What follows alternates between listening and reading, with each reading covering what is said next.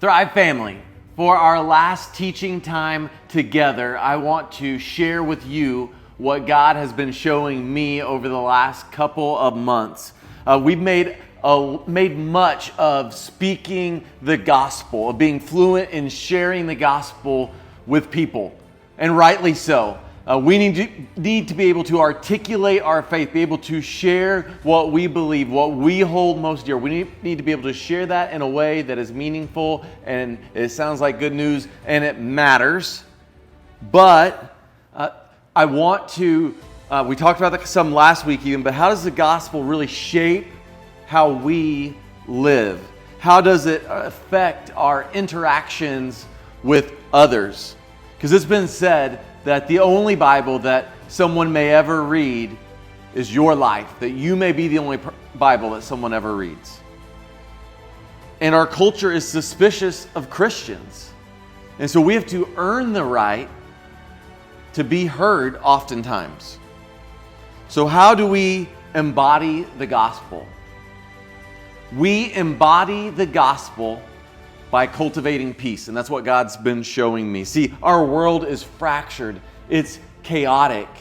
It's filled with discord and disharmony and disunity. And the Bible actually tells us that this brokenness is the product of systemic sinfulness. That sin has filtered its way into government, into social spheres, into art, into every facet, into family life and into the home, and that sin is pervasive, and so it has caused brokenness everywhere that it's touched, and there's nothing that sin has not touched. And so what the gospel offers, the solution that it offers, is Jesus, but we see Jesus as the Prince of Peace, the ultimate peacemaker. And so what the gospel offers is wholeness, which is the Hebrew word shalom, which we often translate as peace. James 3:13 says this. James begins to show us and tease out what this actually would look like in the world. So he gives us this explanation of what we experience. It says, James 3:13, "Who among you is wise and understanding? By his good conduct he should show that his works are done in the gentleness that comes from wisdom. But if you have bitter envy and selfish ambition in your heart, don't boast and deny the truth. Such wisdom does not come down from above, but is earthly, unspiritual, demonic. For where there is envy and selfish ambition, there is disorder and every evil practice. But the wisdom from above is first pure, then peace-loving, gentle, compliant, full of mercy and good fruits, unwavering, without pretense. And the fruit of righteousness is sown in peace by those who cultivate peace." See, what James is telling us is what we just talked about. He's telling us that there is two different types of wisdom. There is earthly wisdom and there is godly wisdom. There is wisdom that comes from below, from culture, from society, and there is wisdom that comes from above that is holy and pure and good. And so earthly wisdom, what it honors, what this passage shows and what we see play out in our life is that earthly wisdom honors ambition and envy. See, our society pushes us to pursue getting ahead at all costs and acquiring the next new thing. And that feels like a good thing. It feels like we should want to get the promotion, take the next step in our work life. And that we should want newer things, nicer things. We can feel like we deserve those things. But here's the problem with them. First, ambition causes us to step on people to get ahead. So in our ambition, especially it says selfish ambition, as we think about ourselves and we only look at ourselves, we don't care who we have to step on or step over in order to get ahead. And so we're not looking at what is best for the company, what is best for society, what's best for our family. We're just looking at what's best for us, and we claw and scratch to climb that corporate ladder. And it's like this idea that you have to break a few eggs in order to make an omelet when the eggs are people. So The second thing, envy causes us to shred other people to make us look and feel better. So envy says, I see what you have and I want it. And so when that envy begins to creep in, we begin to do things outside of our character to get those things, or we tear other people down in the process because we want them to look bad so we feel good or look good. And so what the world actually honors perpetuates the cycle of brokenness. In contrast, the wisdom that comes from above and from God, it says, is pure and peace-loving.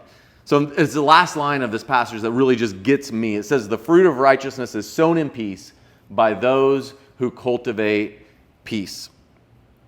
And so we embody the gospel by being people that cultivate peace in our lives and in the world. You see, peace reverses the curse, making what is broken whole again. And so this idea of bringing peace can feel very abstract. It can feel very universal. Just like Miss America always says, what's she passionate about? World peace. And so when we think about bringing peace to the world, it can feel so big and so out there, so impossible in a world that is broken. But Tish Warren, this is what she wrote in her book. It says, in the Christian faith, it's almost a philosophical principle that the universal is known through the particular and the abstract through the concrete. We love people universally by loving the particular people we know and can name.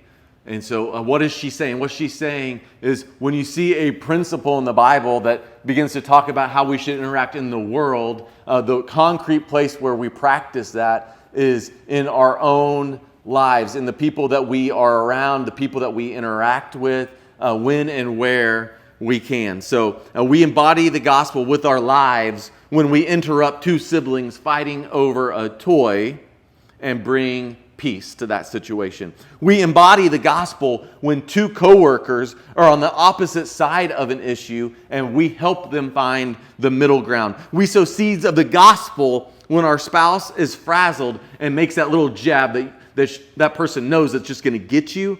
And instead of just responding and taking the bait and getting into an argument, we overlook it and we respond in love and kindness. We cultivate peace when we ask for or grant forgiveness. We cultivate peace when we make whole what sin is broken by giving a meal or showing up when someone is hurting.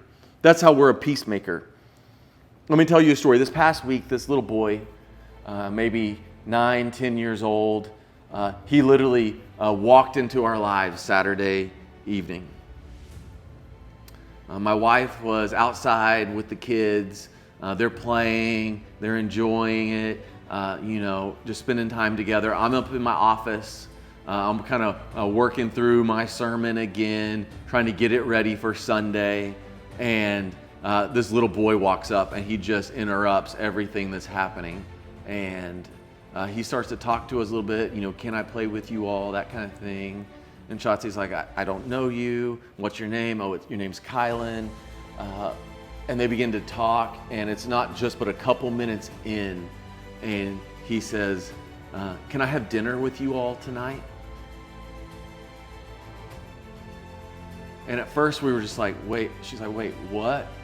And so she texts me, I come outside, we're talking, and I don't know what was going on in that little boy's world or in his home for him to feel the need to come up to a stranger and say, can I have dinner with you?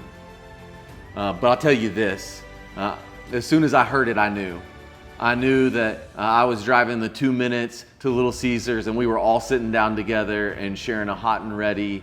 And Bella prayed for us. We spent time sharing a meal. They played a little bit. And I don't know what was going in his world. I don't know if I'll ever see him again. But that's the picture of seeing brokenness, seeing something that's not quite right, something that seems to be off, and bringing and cultivating peace in the place that you are at. And before you think that we're saints and any of that, I'll just tell you, we had to cultivate peace in our home that morning because my wife and I Chatsi and I had gotten into this disagreement.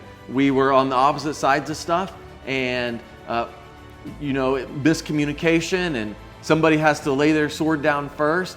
And so, I had to say, honey, I'm sorry, I messed up. Will you forgive me? And that's cultivating peace in your home. And so there's just a couple practical examples for you. And Tish Warren also says in her book, she says, each time we make a small choice towards justice, or buy fair trade, or seek to share instead of hoard, or extend mercy to those around us and kindness to those with whom we disagree, or say, I forgive you, we pass peace where we are in the ways we can. And so here's your challenge. I challenge you, why not you? Why not share the gospel in your sphere? Here's the second half of that, is to cultivate peace where you are in the ways you can. Have a great night.